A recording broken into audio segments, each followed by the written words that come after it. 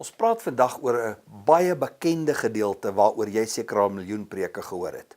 Die skriflesing is in Matteus hoofstuk 15 vers 32 tot 38 en dit is die vermeerdering van die vis en die brood. En as ek jou nou vanaand moet vra, waaroor gaan die vermeerdering van die vis en die brood, dan gaan jy sê, die vermeerdering van die vis en die brood. Jesus het brood gebreek en dit het nie opgehou nie en hy het 4000 manne kos gegee en die vrouens en kinders wat nog daar was. So die brood en die vis het net nie opgehou nie. Wat 'n asemrowende wonderwerk is dit. Maar is dit waaroor dit gaan?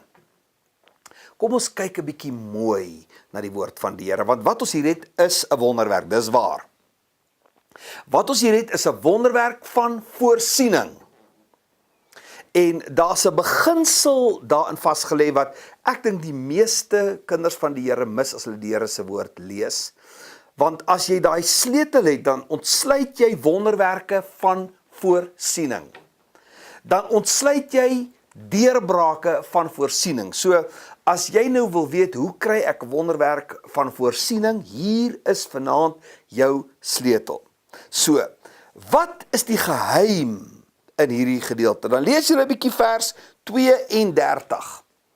En ek wil veral die Engels vir jou lees wat sê, Then Jesus called his disciples to him and said, I have compassion on the multitude, because they continue with me now 3 days and have nothing to eat, and I will not send them away fasting, lest they faint on the way. Ek gee jou die sleutels van 'n wonderwerk van voorsiening. En die eerste ding is, die Here se woord sê, die Here het compassion gehad. Sleutel. Wat beteken compassion? Die Woordeboek sê compassion is a feeling of sorrow for one who is stricken by misfortune and a strong desire to alleviate the suffering. Compassion is dat jy 'n diep gevoel het vir iemand wat in die moeilikheid is, vir iemand wat swaar kry, vir iemand wat teëspoed het en dat jy 'n baie sterk begeerte het om daai suffering op te los.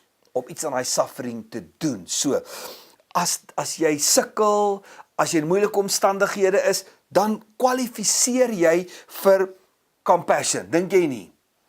Elkeen wat in 'n moeilike situasie is, of 'n teenkanting, of teëspoed. So, as jy nou gaan kyk na die wonderwerke wat Jesus gedoen het, ek gee jou 'n paar versies daar, wat jy op jou eie tyd kan gaan lees. Lees dit 'n bietjie, en kyk, wat is die gemeene deler? In Matteus 14, Matteus 20 en Markus 6, die verse is daar in jou notas. Lees dit, dan sê jy vir my, wat is die gemeene deler in al 3 hierdie verse? En dan wil ek hê jy moet hierdie vraag antwoord. Dit is die sleutel. As jy kan vir my sê, wat in Matteus 15 wat ons gelees het, trigger compassion? Want ons sien ons nou compassion maak dat die Here die wonderwerk doen, hè? En ons sien in die skrifte dat dit die een ding is wat nodig is vir ons om 'n wonderwerk te laat gebeur is, jy moet die Here se aandag trek, sy hart raak. Compassion. Wat het in Matteus 15 die compassion getrigger? En as jy nou net vir my sê die mense is honger gewees, dan is jy nie reg nie. Want dis wat die meeste van ons sê, die mense was honger, en dit het die Here se compassion getrigger. Nee. Dis waar ons dit mis. So, hier is die sleutel wat jy vanaand moet raak sien. Wat het gemaak dat hulle honger geword het? Want as jy dit kan antwoord, is jy by die sleutel. Hoekom was die mense honger? Nee, moenie vir my sê, wel, hulle het nie geëet nie. Hoekom het hulle nie geëet nie? Dis die geheim. Hoekom het hierdie mense nie geëet nie? Wat het hulle gedoen? Wat het hulle op daai plek gebring? En hoekom sê die Here se woord, I will not send them away fasting, so that they do not faint on the way. Kan jy dit sien? Kry jy dit? Ek hoop jy kry dit. As jy dit kry, het jy 'n groot sleutel gekry, wat die deur van wonderwerke oopsluit, want die Here kan nie teruggaan op die beginsels wat hy neerlê nie. Dis 'n beginsel. Die Here se woord is beginsels. Die Here se woord is sleutels. En goed staan nie net in die Bybel, dis 'n sleutel wat wonderwerke ontsluit. Kom ons gaan nou een stappie verder. Want ons praat nou oor compassion is die een ding wat die wonderwerk ontsluit. En nou het jy my geantwoord, wat bring compassion? Maar compassion het 'n ander uitvloeisel. Lees Psalm 102 vers 14. Dan sê jy vir my, wat bring compassion saam met hom? Lees dit 'n bietjie daar. Want as jy hierdie gaan raak sien, daai een ding wat jy raak sien in Psalm 102 vers 4, maak dat goed so vinnig gaan begin gebeur in jou lewe dat dit jou asem gaan wegslaan.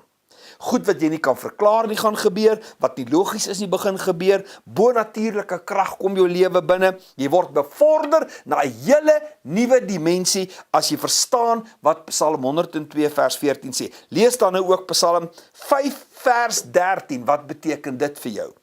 Wat sê Psalm 5 vers 13?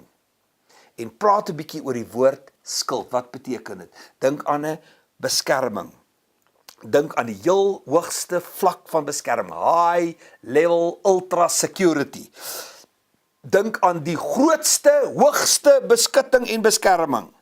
So, as jy nou hierdie goed agter mekaar het, wil ek jou terugvat na die begin toe. Wat is die sleutel? Want die ding wat ons in Psalm 102 en Psalm 5 kry, kom uit compassion uit. En die compassion is getrigger deur wat? So, wat is dan die sleutel? Hoe het hulle daar gekom? En dan is die gevolgtrekking wat ons vanaand maak is, die belangrikste ding in jou lewe is om die Here se stem te hoor. En jy hoor die Here se stem. Die belangrikste manier om die Here se stem te hoor is deur die Here se woord. Hier is die sleutel. So, ek wil jou nou uitdaag. Ek wil julle as 'n vlamskerp groep uitdaag. Dat ons die woord sal vat en iets met die woord hierdie volgende 21 dae sal doen. Die aanhaling waarmee ek afsluit is, the word will ignite the anointing and the anointing will power you to the finish line. Hoor jy my? The word will ignite the anointing and the anointing will power you to the finish line. So, ek wil hê julle as 'n vlamskerp groep moet besluit dat julle die volgende 21 dae individueel, elkeen van julle, een hoofstuk van Johannes gaan lees, evangelie. En dan wil ek hê julle as 'n vlamskerp groep moet ook vanaand dink sommer gou-gou. Ja, praat saam, dink saam, doen saam en skryf 21 love actions neer in julle vlamskerp groep vanaand. En ek daag julle vlamskerp groep uit om die volgende 21 dae 'n love revolution van julle eie te begin. Deur elke dag een hoofstuk van Johannes te lees en elke dag een love action te doen. So julle as 'n vlamskerp groep kry julle eie love actions. Skryf 21 goed neer wat julle kan. Byvoorbeeld, Coke gee vir 'n car guard. Eenvoudige goed. Dink aan eenvoudige goed. Koop 'n chocolate en gee hom vir iemand by die werk. Dink aan 21 goed wat julle kan doen. En dan kan julle, die leier van julle groep, die saamroeper, kan elke dag daai love action SMS vir die res van julle. SMS die love action van herinner mekaar, jy sal jou groepie laat weet, lees vandag Johannes 3 en die love action vandag is. En dan sit julle dit aan die gang en kom ons kyk of ons nie in hierdie tyd waarin ons nou ingaan, wat ons 'n goeie tyd is daarvoor, die liefde van die Here kan demonstreer en kan ontdek hoe ignite die woord die anointing en hoe bring die anointing die krag.